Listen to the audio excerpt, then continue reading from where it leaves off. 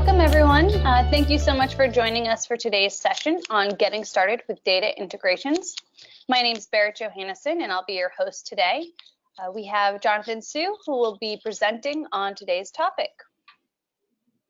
Just some quick announcements. So we do have Zerion Academy, and for everyone who's signed up for this webinar and is attending the webinar, you will have access to Zerion Academy if you don't have it yet. Once you get access to Zerion Academy, you'll be able to log in and you'll see this webinar recording as well as all the materials with the option to actually listen and gather details on other webinars that we have or upcoming ones that we have coming in the near future. With that being said, our next announcement is for next week. We do have a iFormBuilder certification course. This is a total of 3 days, and it's from 10 to 12 Eastern Standard Time on the 4th, 5th, and 6th. During this time, we do go through managing the form builder, building advanced forms, and best practices. I highly suggest anyone who's trying to advance their skills within Form Builder to sign up for that session. It is $500, but you do get a lot out of it.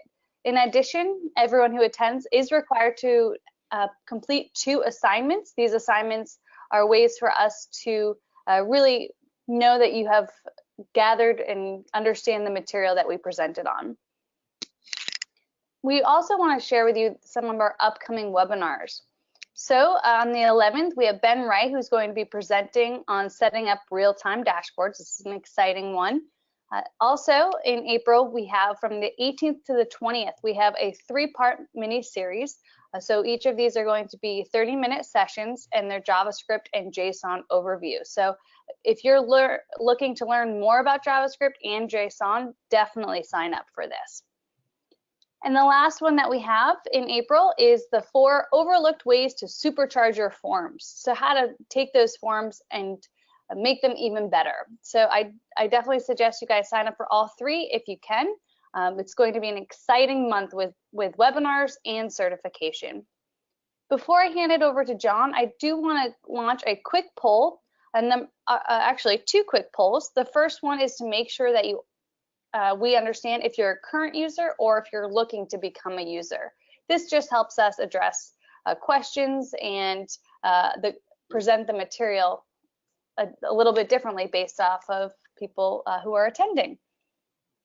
So far, John, it looks like 100% are current users. That's great.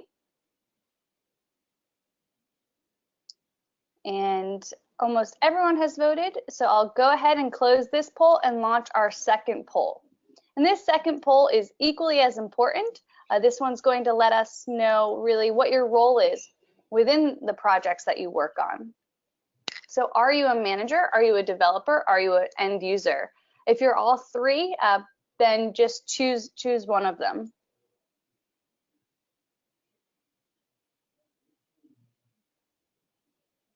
All right, so John, just to give you some insight here, we do have the majority of our audience members who are developers. A smaller portion are the manager, and even smaller portions are the end users. So hopefully that helps you address the topic today. And at this point, I'll go ahead and hand it over. Thanks, Barrett, and good afternoon, everybody. And thank you for filling out those polls. That is very helpful. And I'm glad to see that a lot of people are not only users, but are also pretty familiar with developing around the tools that we have available for you. So I'm really excited about today's webinar. We're going to be covering data integrations and getting started with them.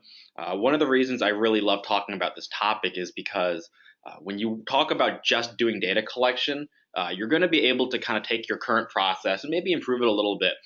But when we start talking about doing data integrations, that's really the launching point for redefining your workflow, for finding tremendous value in the different avenues that data integrations open up for you. So we're going to start by talking about what data integrations are. So I'll do this as almost like an overview for anyone who is unfamiliar with the term. And then after that, we're going to go through 3 different types of data integrations. And all 3 of these are going to be under the context of either working with iFormBuilder or with our Zerion web services. So to get started, let's talk about data integrations from a high level, and we'll begin by asking the question, what is a data integration? The easiest way to think of a data integration is to think about a connection between two different systems, or even more than two systems. But you have multiple systems and you're connecting them with data being the common denominator.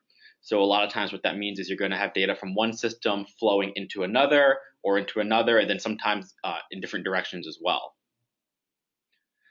Data integrations are really useful when you're talking about working with web applications because the web is connected the way it is. A lot of times you can find really good ways to set up workflows where you're working with one application and you're able to interface or integrate with another application. And that's going to, again, bring you tremendous value because now you have the strengths of multiple platforms working for you in your advantage. Lastly, when it comes to defining what a data integration is this is really important, is that in order to have multiple systems communicate with one another, the biggest part about a data integration is it requires a common language. And so we'll talk about the common language, and it's going to vary from integration to integration, but just know that it's a fundamental piece about setting up this communication.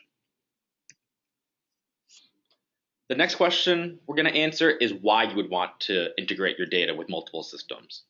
And I have three main benefits that I always like to outline whenever we talk about data integrations.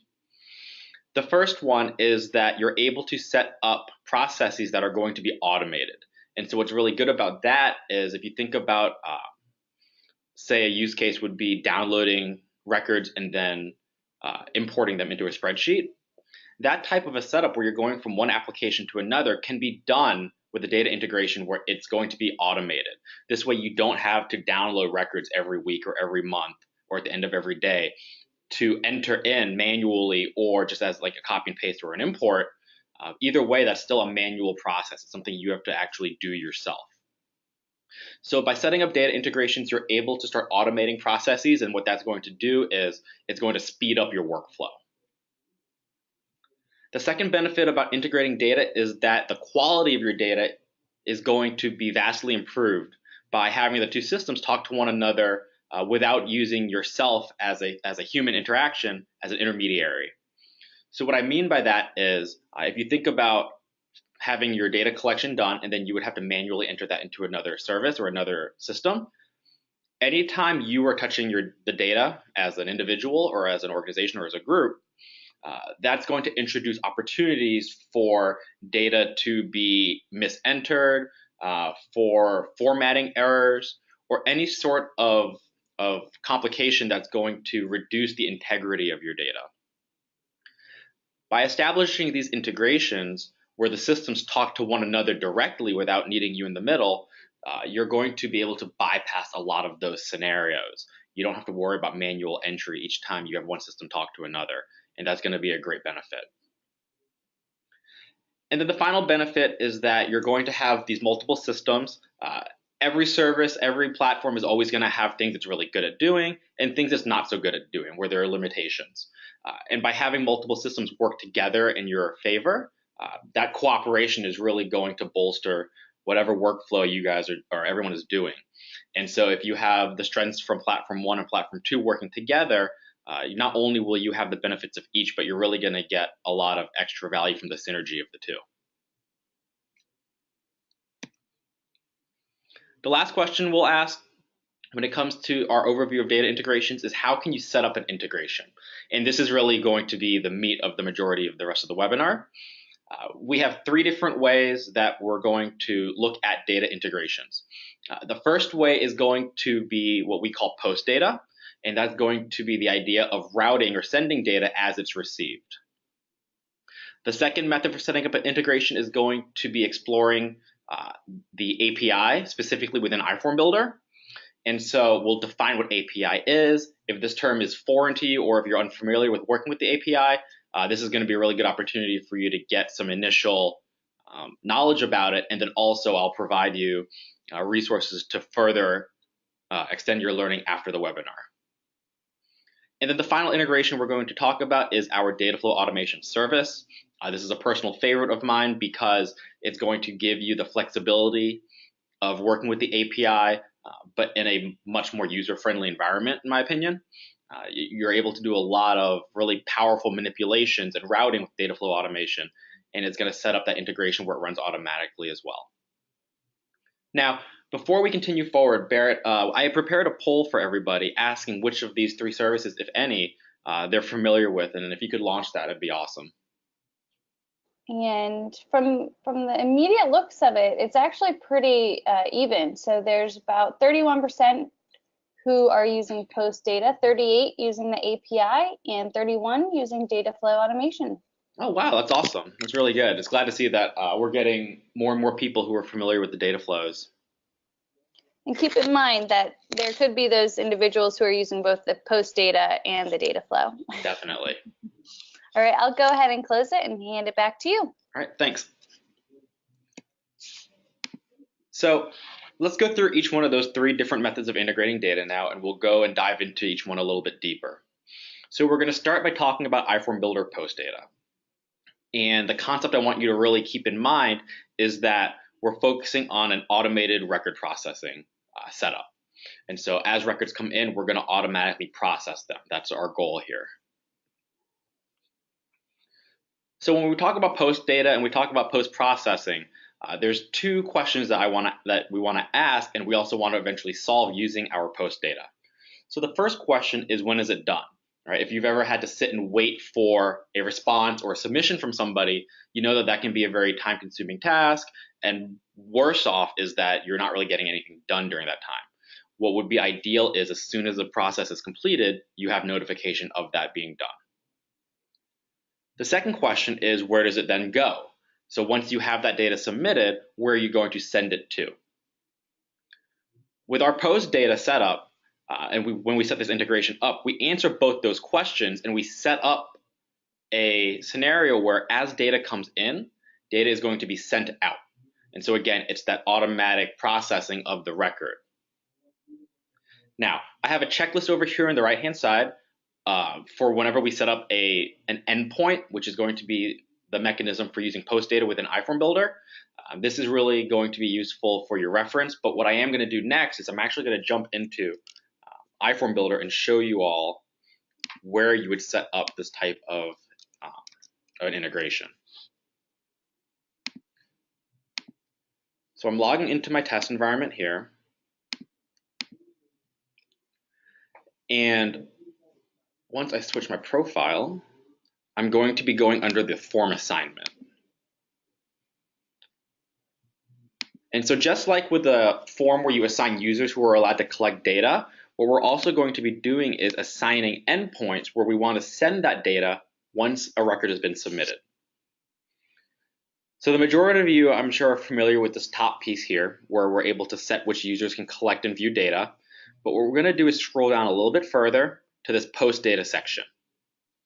This is going to be a section where we lay out all the different endpoints where data is going to be sent out to each time it's either updated or submitted to the web server. Now you'll see here I already have an endpoint listed as Dataflow Automation. And so I want to keep this in here because I want to make sure to highlight to everybody that you are able to create multiple endpoints. So what I did was I clicked on Create Endpoint, and I would be able to make a new endpoint here. And so if I had a second one, over here, this is where I'm going to place my endpoint URL. Now, you can think of the endpoint URL as being a mailing address for this form. As soon as a record comes in, you're setting up where you want to send that record to. And so this is just going to be normally a longer address. This can point to a variety of different things. One of the things it can point to is our Dataflow automation service. It could also point to an API that you have set up.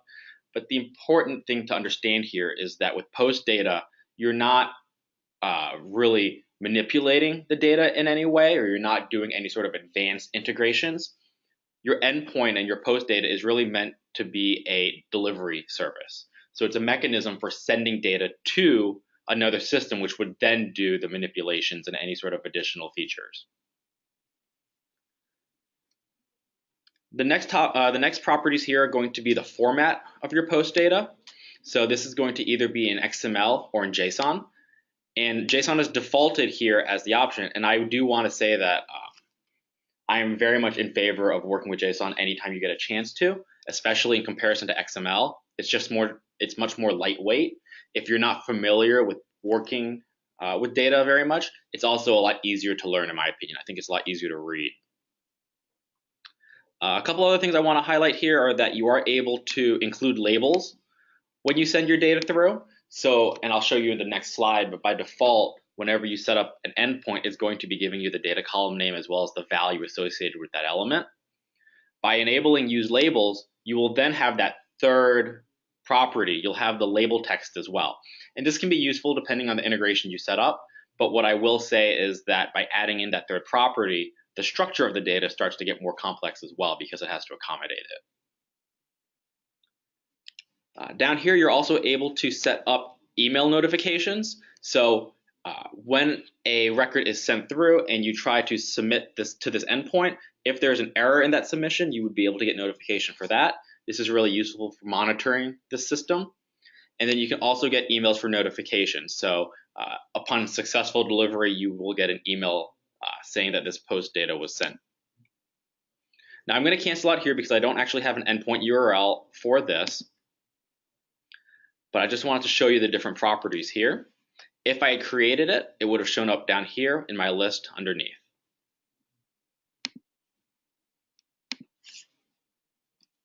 Now, what I have on this next slide is an example of a record, or actually a set of records, within the JSON formatting. And I wanted to talk about this and introduce this as a topic for everybody who may not be as familiar with the syntax. It's important to learn this. So to start off at the very top, I have a quick screenshot from a table, and it's just going to be a very simple form of my first name, last name, and an email address. Now, by default, if I submit this record through post data as regular JSON without using labels, you're going to notice that you'll have each record enclosed within curly braces. So I have record 1 and then record 2 on the left. Within each record, you would have the data column name on the left, the value on the right separated by a colon. Now, the data column name can be thought of as a key or as a term. And then my name, or my first name or last name in this case, would be the value, or also you can think of it as a definition. So if you want to think about this data structure as a dictionary, the data column name on the left, or the key, would be the term, and then the value on the right would be your definition. Now, a couple of things that are important. Within an object or within a record, the data column name or the keys must be unique. And so that's one of the reasons when we're creating our forms, the data column names have to be unique as well. So it'll help with the interoperability between systems. And then the other thing is that for every key value pair, meaning every term and definition, they're separated by a comma. So that's how you're going to keep track of this syntax. Now on the right-hand side, this is going to be an example of a record if we were to include and use labels during our post data submission. So you'll notice, first of all, that this is only a single record, and even though it's only one record, it actually takes up even more space than the first two records. Your data column name is still going to be used as your identifier or as your key. However, instead of simply being my name, for example, as the value, my value is actually going to be another object. So you'll see that curly brace on the inside after first name. This is because we want to have two things associated with this data column name. We want to have both the label for it as well as the value for it enclosed inside of that object. The notation stays the exact same, but what's important to highlight here is that when you're using the label structure, you'll see that there's an object inside of an object. That's one of the reasons JSON is so beneficial and it's so flexible, is that you're able to create data structures that are not flat, meaning you can have nested objects within one another. This is going to most closely mirror your subform data. So if any of you have ever worked with a SQL server or any sort of relational database, you may be familiar with the idea that a table is a flat data structure. And so if you had subform data, you would have to flatten it, meaning you normally have to pull out each subform record as an individual row and then submit that data. When you're working within JSON, you're able to keep nested data all in one structure, and it's not going to be a problem, which is one of the reasons I enjoy it so much. Before we move on to talking about the iFormBuilder API, Barrett, I did want to check in to see if there have been any questions asked by the attendees so far. There have been some coming in. I've just responded to them. I think people are really excited about this idea of not having to download the data and just having it automatically going through. Absolutely. And post data is definitely the easiest way to do that. And actually, one of the best ways to start automating your processes. Yeah, definitely. So that was one of the reasons. It was very intentional that I started with post data because I think it's one of the easiest ways to introduce the idea of data integrations. And then it gives you a really easy way to set up some basic initial integrations as well. Now, do you have any recommendations for anyone looking for other services or other processes? How should they go about this starting using the post?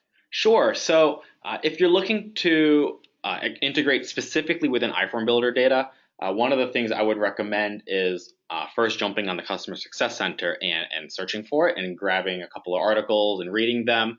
But another integration service that I know I don't have listed on this webinar, but I'll mention anyways, is actually Zapier is really useful for getting started with web apps and doing the integrations.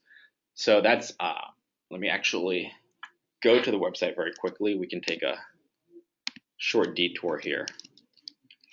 So Zapier, Zapier.com, they're actually in the business of setting up these integrations with multiple apps. And so what's really cool about them is that they work with all of these different applications that are very popular: Gmail, Slack, Google Sheets, Facebook, and iFormBuilder is one of them as well. And they have a very simple paradigm where each one of their integrations is set up as a trigger and an action. The idea being your integration is going to look for specific triggers. And when any of those are executed, the resulting action will then be executed afterwards. And so Zapier is a really nice way of learning about integration, setting up some basic ones. It's actually how I got started working with integrations and learning how they interact with one another. And then from there, I branched forward into other ones. Another one that one of our users just recommended was WebMerge. Yeah, WebMerge is really good too. And so for those of you who may not be familiar with WebMerge, WebMerge focuses on document generation. So the idea being when a record is submitted, you would then create a document from it. The basic premise for WebMerge is that you would have a document template with different placeholder values. I believe they call them merge fields. And then you would use your record data and it would basically take that and swap with the merge field. So where you would have that placeholder text, it'll then be the value submitted from your form. And so that's really useful for generating documents that may need to be a little bit more robust than what the iFormBuilder PDF generation does. And that, again, just goes back to the idea of having multiple services which are really good at certain things and not so good at other things. And then your overall workflow is going to be improved by grabbing the strengths of each. Great, thanks, John. And that's it for questions as of now. Awesome. So now we're going to start talking about the iFormBuilder API. And the concept I want you to keep in mind while we talk about this is we're really trying to take control of the service beyond the app. And so when I say app, I don't only mean your iForm app on your mobile device, but I also actually mean the web portal itself where you're building your forms and managing your data and users. Now, I know this term API can be a little intimidating if you're not familiar with it. I know for me, it was this almost like this mystical term that you see everywhere across the web, but you don't really understand exactly what it is. The truth of the matter is that API is actually a very simple concept as long as it's explained properly. So to begin with, it starts by being an abbreviation for the term Application Program Interface. And that's just really a technical way of saying that the API is a set of commands for an application. So it's the instructions for what that application can and cannot do. The API is also going to take it one step further, and it's going to define language around those operations that it's able to execute. And that language is going to allow you to execute what are called requests. And so that's going to be any time you try to do any sort of an action with the API and with the application. And then once you submit a request, what you're going to be getting back is a response. All of these things combine together to allow you to have the function of system interoperability. So if we go back to one of my original slides here, where I had talked about having the systems talk to one another and having this common language, the API is going to set up a set of standards for that one application, and those set of standards are going to allow you to use it and talk to another application that has its own set of standards outlined as well. And so you're creating that common language, or at least a translation set, so that they can talk together. Now, when it comes to the API, the next difficult thing is how you get started, right? So even if you understand this concept of it just being a set of instructions, kind of building that first app or that first API integration can really be a big barrier. And so what I've done is I've broken down the steps for working with an API into 3 different phases. Now, the first thing you're going to need to do is you're actually going to need to request access. And so what this means is if you have a server admin, and if you're not that server admin, you would need to tell them. You would say, hey, I want to start playing around with the API, and I need to have access to do so. So for those of you who are server admins, you'll be familiar with this already. But for those of you who are not, you'll get a little bit of a peek behind the curtain. But under the server admin tab in iFormBuilder, you'll see that there is a section for API apps. And this is where admins are actually able to give users access to be able to work with the API. So that's your first step, is requesting access. Now, if you're a server admin, you're basically asking yourself. So that step is very quick, and hopefully the answer is yes. The second step is going to be granting an API key. And so this key is going to be your credential for working with the API. Going back to the API apps, you'll see here where it says add a new client. This is going to be the process for creating a key. And you'll see here I have one already created where I have a client key and the client secret. And these 2 things are going to combine to give you what's called an access token. And that access token is going to be your ticket into working with the API. And that's going to be a token that needs to be refreshed as you're working with the API. And a lot of the times that's one of the first things you work on doing, is writing the programming code to request a new token and to update it effectively. Now, after you've requested access and after you've been granted access and you get your API key and your token, you're then going to be able to execute commands using the API. So that last step is really the big step, and that's where all the work starts to come into. So when it comes to executing commands, what is your structure for that? Well, it's outlined, and what we do is we call this an API call. So meaning you're referencing or you're invoking the API for the system. And your API call is going to be broken down into 4 different steps. And so in the code you have, the first thing you're going to want to do is to establish or set your authorization. And that's going to be that access token that you have created for you. The next thing you're going to want to do is to define the request or define the command that you're trying to execute on the system using the API. Once you have that defined, you would then send it. So you would actually send the command over through the web and communicate with the other platform. And then once that command is received and executed, you would then receive a response in return. Now, normally, hopefully, that response is going to be a thumbs up saying that everything was executed correctly. In the event that your request is actually asking for data, like say you want to retrieve a list of users on your profile, that response would have the resulting data in it as well. Now, all of this has still been very vague at this point, but I want to show you all the documentation for the API, because this is actually, I think, one of the first places you should go when you start working with learning how to do data integrations. So this is our documentation for the iFormBuilder API, and on the left-hand side, you'll see that these are all of the different actions that can be done using the API. And for each one of them, like say I choose to, let's see here, under users, I want to get a list of all the users. So we'll say user resource, retrieve a list of users. This documentation is very extensive, and what's really neat about it is that it's going to give you the syntax for the actual request, what information the request needs in order to be completed. And then down here, it's actually going to even give you sample code. And so this was really helpful for me within different languages to get you started. And so what I'll do is I'll switch over to JavaScript here for now. And I want to talk through this at a pretty high level. I'm not going to get too deep into the syntax, but I wanted to show you those 4 steps that I outlined before. All right. And again, just as a reminder, they are to set the authorization, define the request, send the request, and then receive your response. So in this code, the first thing we're doing here is we're actually going to create the variable or the object that's going to handle this request. And so in JavaScript, you have these built in already so that you could then use functions that are predetermined to execute each one of these actions. Now you'll see here, we're actually going to start by setting up where we're sending this request to.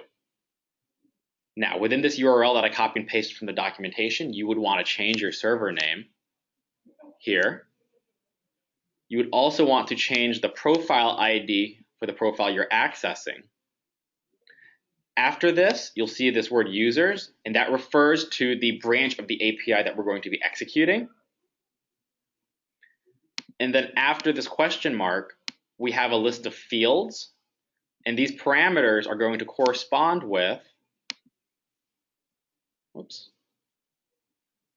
these values that you need for your request to be successful.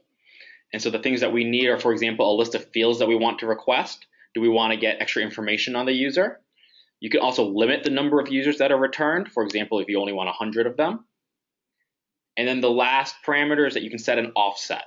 So what that means is that you would skip a certain number of users before actually returning the set. So if you wanted to request users 100 through 200, you could set the limit to 100 and then set the offset to 100 as well. So you would start at 101.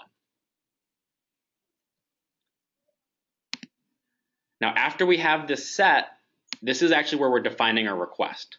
The next thing is we have to define our authorization. And so this right here, as this placeholder text, is where you would want to paste your access token in. So this line of code is what's going to be telling you, or telling the server or the platform that, hey, these are my credentials, I should be allowed to use the API. And then the last part down here is just where you set up the response. So we're going to first set up our response. So if this happens successfully, this is what we're going to be getting in return. And then the last thing we do is we set up the sending. So the order is a little bit different than what I had outlined in the slide, and it's going to vary from language to language, but you'll still see those 4 common areas within any API call. You're going to always have the definition of the call, the setting of your authorization, the handling of the response, and then the actual sending of the request itself.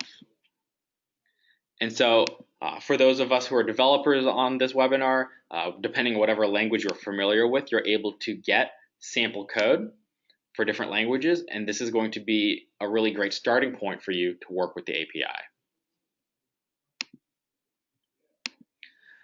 In addition, I do want to note that when you receive a copy of these slides after the webinar is over, I do have 2 videos here for the attendees.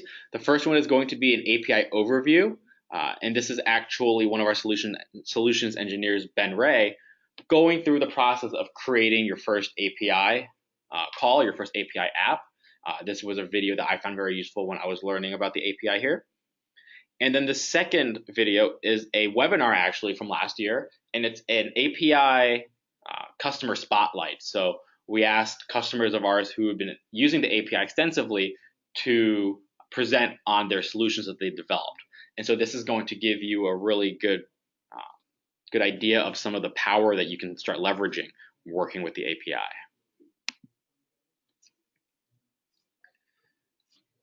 A couple of useful scenarios that you'll see, so now that we've talked about kind of how the API works, is we want to know what we can do with the API. And so I have a couple of them listed for us here. The first thing is that whenever you're working with the API, what you're really doing is you're emulating the web portal or the iForm app itself. And so anytime you're executing one of those commands that you saw in the API documentation, that's really equivalent to doing the exact same process on the web portal. What's great about working with the API, though, is you can do multiple steps in sequence, and you're not actually clicking around. So for example, when you're working with an iFormBuilder and you're logged in and you're creating a user, normally there's a pretty standard set of steps that each organization will have for their users. It may be assigning some base forms to them, or it may be setting them up in a user group. But these types of things that are a standard process are able to be automatically executed working with an API call. So you'd be able to automate the process of creating users and then giving them an initial setup. We take this a step further, and we're able to set up and establish work order distribution. So for example, if you have a web form that you've created, you can fill it out. You can use the API to take the response from that web form and create a record in iFormBuilder, again, emulating the web portal, and then assign that record out to somebody. And so now what you've done is you have eliminated the need to manually enter work orders that need to be sent out and assigned. You can just fill out a form, and then it's going to handle that process for you automatically. So that's also going to accelerate your workflow. Another useful scenario for working with the API is you're able to start working on the formatting of your data. So sometimes the data is going to come in a structure that's not conducive to what you want to do with it later on. It may have been in a good structure for doing the actual data collection, but now when it comes to processing the data and then distributing it, you may need to modify it. And so you're able to do things like that within the API. And this is going to be very similar to working with the user creation and setup, where if you have a standard set of tasks that you like to, or that you need to execute for each record submitted, you can do this using the API. And then finally, probably the most useful scenario for working with the API is it's going to allow you to interface with other systems. And so a lot of the time what we see is organizations use the API in order to format their data and then connect it to another system, whether that's going to be a reporting system, a storage system as a database. And we've even had customers set up their own interactive dashboards, which are pretty cool, using the API. So you're able to then display records and your data in a dashboard that you create yourself. And so these are just some useful scenarios to work with the API. This is really just to kind of spur that creativity for people, so you can start imagining ways that you may want to improve your workflow and that may find value for you in your processes. Barrett, I want to check in with you again. Are there any questions that have come up that I may be able to answer? There were some questions about the different resources you mentioned, and I just want to remind everybody that even though John said this, but after today's session, we will send over the resources and the PDF, and in the PDF, they are clickable resources. These will be sent over in an email in the next 48 hours, but also available in Zerion Academy. Yep. Anything else, Barrett? Nope, that's it. All right, very cool. So the last type of data integration we're going to talk about, and like I said earlier, it's my personal favorite, is our Dataflow Automation service. And so the concept we're going to really think about here is finding ways to solve your data processing challenges. Now, the nice thing about the API is that you can create these fully customized solutions. The downside to it, though, is that there's a pretty high barrier to entry there because you have to have that proficiency in programming. And so that can be a little intimidating, or it can be very difficult at first for other people. What's really nice about the Dataflow Automation service is you're able to accomplish very similar tasks and very similar levels of complexity, but the service itself is going to be in a delivery mechanism that's more easily understood. So to start off, let's go ahead and define what Dataflow Automation is. The way I like to describe Dataflow Automation is that it's a sequence of steps that is repeated each time data enters. thus automating data storage, refinement, and distribution. So we talked about each of those before, and your data flows are actually going to encompass all of that. So you're able to store, modify, and send out data. You'll see at the top I have the screenshot here, and you can really think of your data flow as being almost like a map for your data. And so it establishes the path and the route that your data is going to take through this data flow. And along each of these stops, which I call Dataflow Objects, so along each of these objects, each object is going to perform a specific task, or it has a specific responsibility within the data flow, whether that is accepting data, or if it's just there for storage, or if it's going to perform some sort of data refinement, or if it's going to connect to another system as a data distribution object. Ultimately, what all of this means is that when you start using your Dataflow automation, you set up these data flows, it's going to reduce your cost in data management. You're not going to have to do manual imports into different systems. You're also going to have a standard structure for your data, which is really nice because you're able to format your data in a way where it'll talk to the other system more easily. One of the best things about it is that it's automated once you set it up. So even though it takes some time to set up your data flow initially, once you have it set up, it's going to run every time a record is introduced to it, and then that's an automatic process. So the idea is hopefully you would be able to set it and then forget it, right? Your data flow should then operate in the background without you having to monitor it very much, and then you're going to get all the benefits of it as it integrates and modifies your data. And then the last thing about Dataflow automation is that it's scalable, both in terms of the volume it can handle, and it's also flexible in terms of the way you can set up your data flows. And one of the other things I want to mention with regard to data flows being scalable is you're able to set up very basic data flows early on, and it doesn't have that barrier to entry that working with the API does have. But you're also at the same time able to create data flows that are much more complex and that can fulfill specific work needs and workflow needs. But that scalability, as you grow bigger and bigger data flows, is going to be within your comfort zone. So you can build small data flows as you're comfortable with it. And then as you get more comfortable with the platform, as you get more ideas on what you can do with regard to data processing, you're able to scale up these data flows to be more complex and be more robust. So once you have your mapping, your data is going to move from left to right through your data flow. So you'll see here that each of the different objects has a color to it as well. There are three main types of data flow objects, and they're each colored differently. I'll start on the left with that teal color that says accept. And so those objects are going to be responsible for the inputting of data, or it's going to initiate the data flow. You can think of this as a starting point. The two middle icons, store and refine, are called record sets.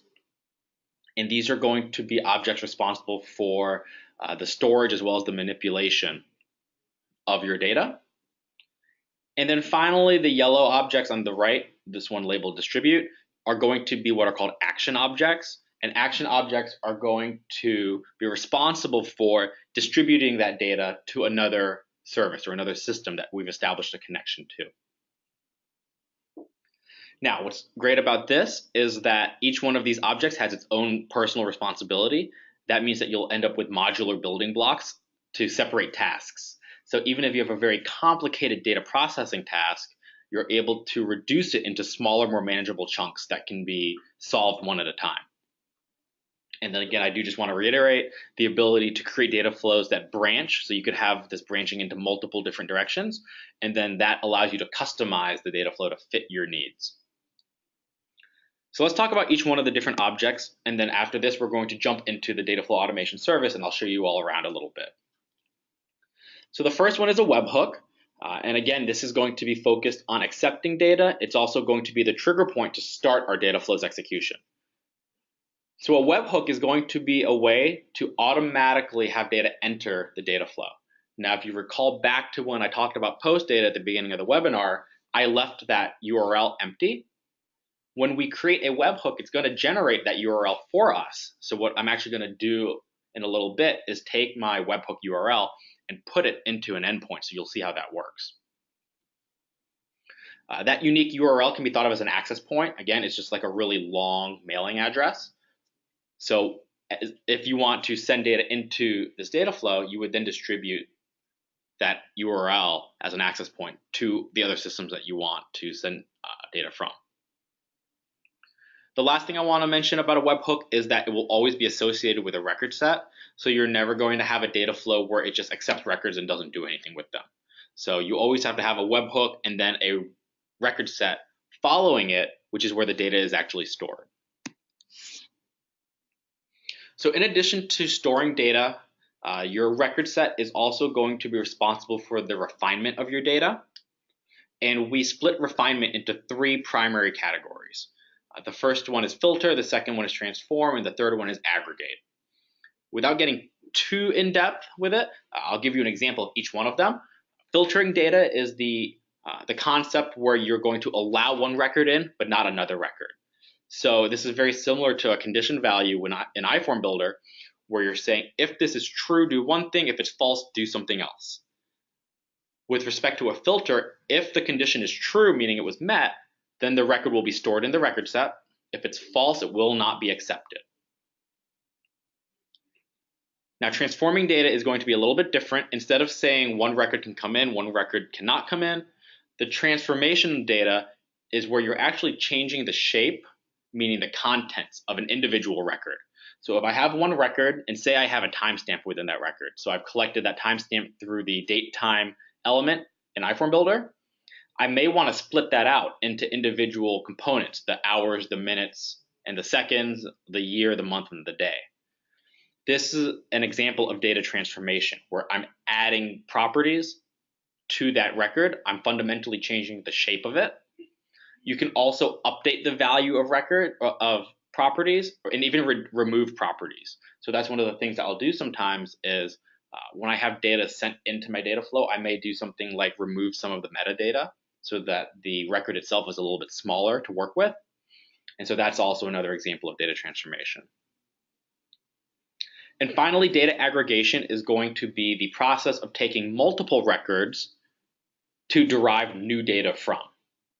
So the easiest example I can think of here is if you have multiple records, each with a numeric value, and you want to calculate the average of that one field, you're able to do this with an aggregation.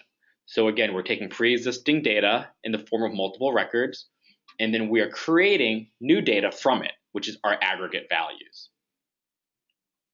And so those are the three main ways you're able to shape and manipulate data within your Dataflow automation.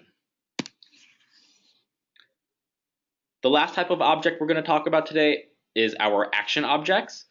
And these are going to be interactions between a record set and an external source. And so that external source is normally going to take on the function of data distribution.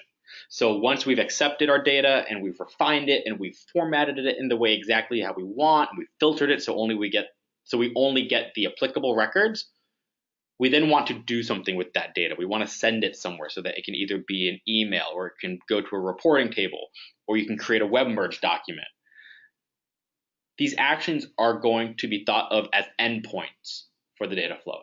So while a webhook was the trigger or the initial starting point, your actions are going to be the endpoints. So that's the end of that path's execution.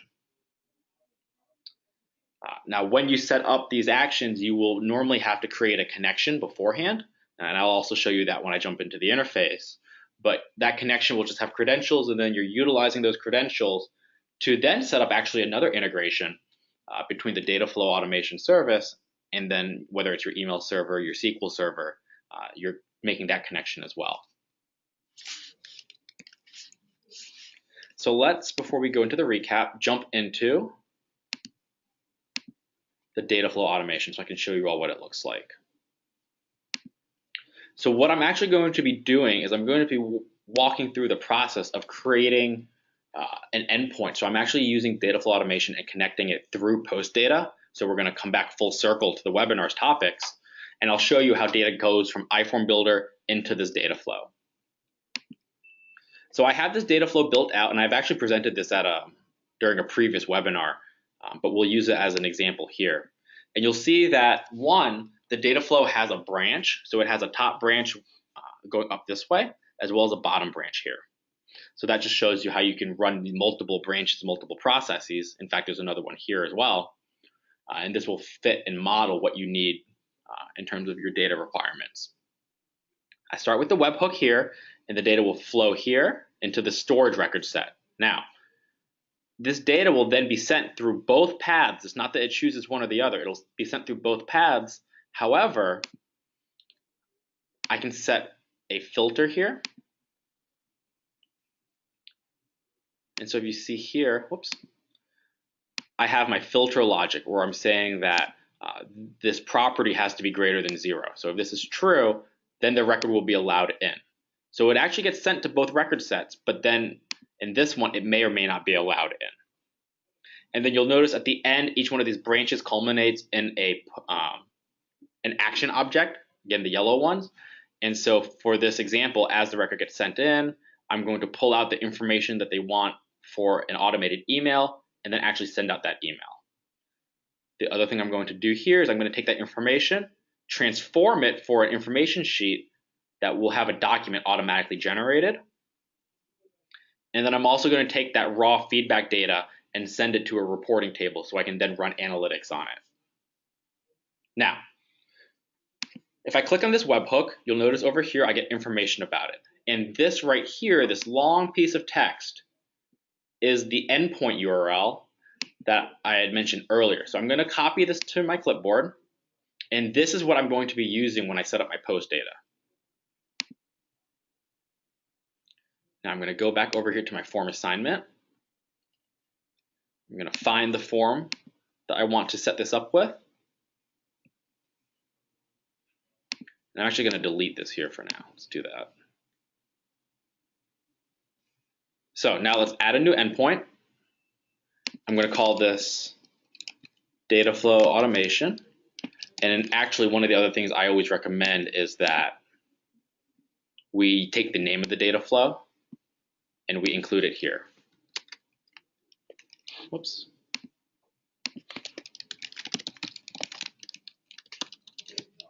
This can be helpful because sometimes you may have a scenario where your form is actually submitting to multiple data flows.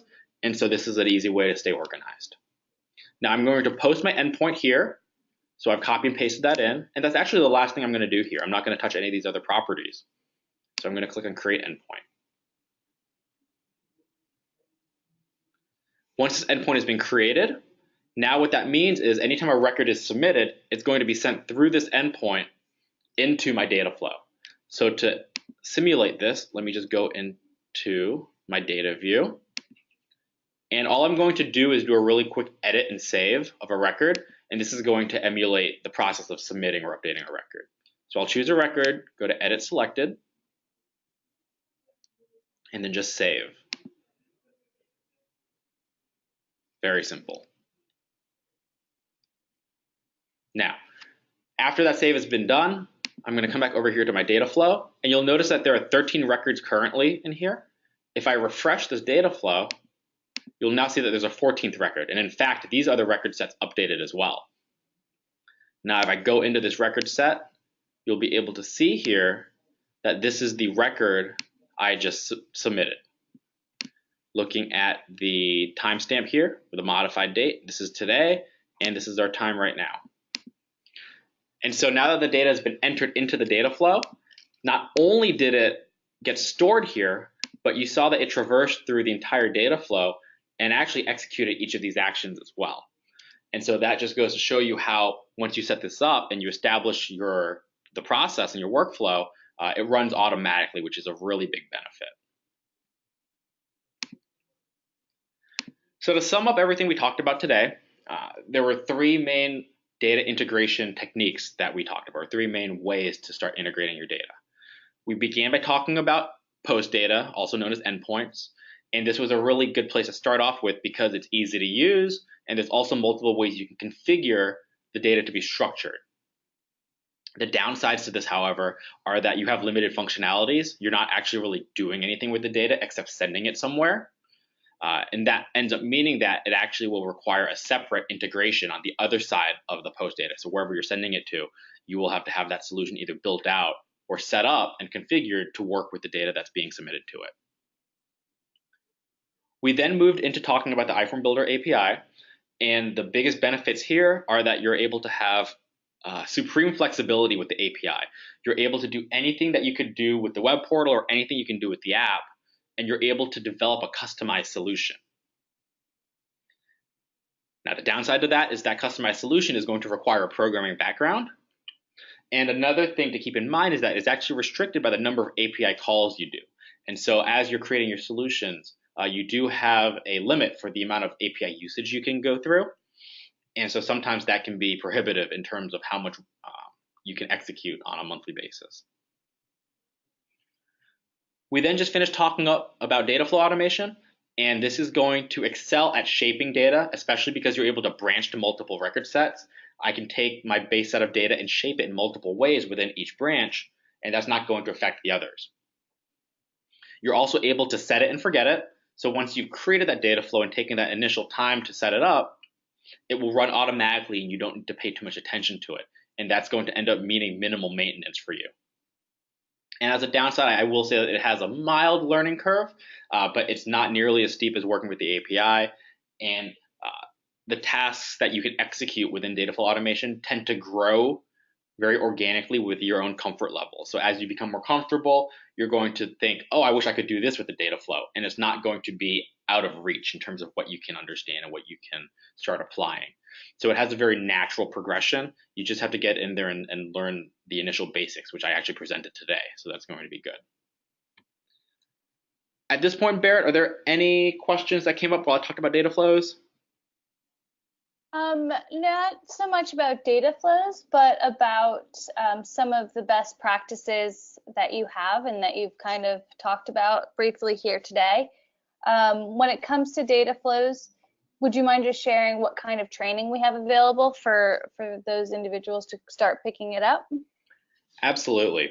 So some of the training that we have available, first of all, if you're coming on board as a Zerion customer, so meaning that you have access to all of the different Zerion web services. So if I go back here, you'll see that there's a bunch of them. Part of that process involves onboarding, and during the onboarding process, we actually go over Dataflow automation in a smaller environment as a one-on-one. If you are familiar with doing kickstarts, you can think of the onboarding process as kind of a more robust version of a kickstart, where we go into each service and we do some initial training on it. Another good resource for you is the Customer Success Center, and that's going to give you articles that are really going to be detailed in terms of doing tasks. So it'll outline the different steps you need to take at each point to execute a particular task. But then one of the other things is I know that I'm making a very intentional effort to make sure that we continue to introduce data flows in these webinars. And one of the big things I like to do with this is I like to create data flows or solutions that mimic and model real world problems. I don't want to just make a dummy data flow that doesn't actually accomplish anything in a real work environment. And so I know that, I'll back up for a second. I'm actually doing another webinar series that will be starting up at the end of April called Transformation Tuesdays. And a big part of that is actually being able to dive into the process of data transformation, which I consider actually the hardest part about working with data flows, and taking real world challenges that are submitted by customers. I'll go ahead and solve one each week and then present it to the audience in a 30-minute episode. And so that's going to be a really nice way to continue to learn about data flow automation and continue to sharpen your skills as well. Barrett, am I missing any other resources that they have available to them? No, I think that's great. Awesome. Any other questions?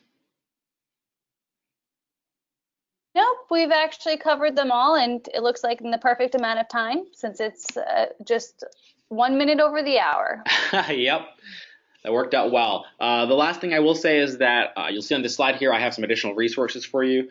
These are going to be really useful to start implementing what we talked about today. And if you have questions over what we talked about today, a lot of the times these are going to answer a lot of those questions for you actually as well. It's a natural progression in terms of your learning for what you'd want to learn next after having these topics introduced.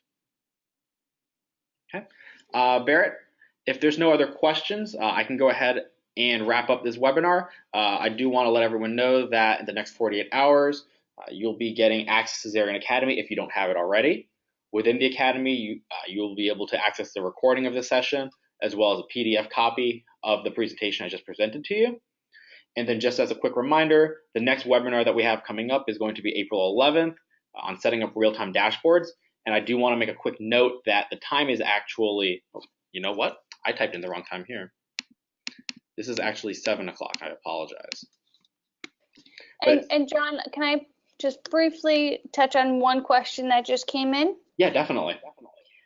So one individual was looking to have more real life scenarios and explanations as you went through today. Mm-hmm. I do want to stress to this individual as well as other individuals who may have been attending this webinar thinking the same thing.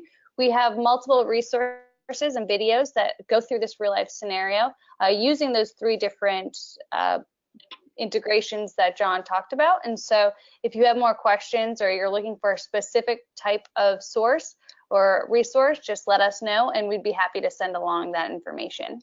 Yep, absolutely. And so, yeah, so I made that quick update and change on this slide here, but the webinar's time is actually 7 p.m.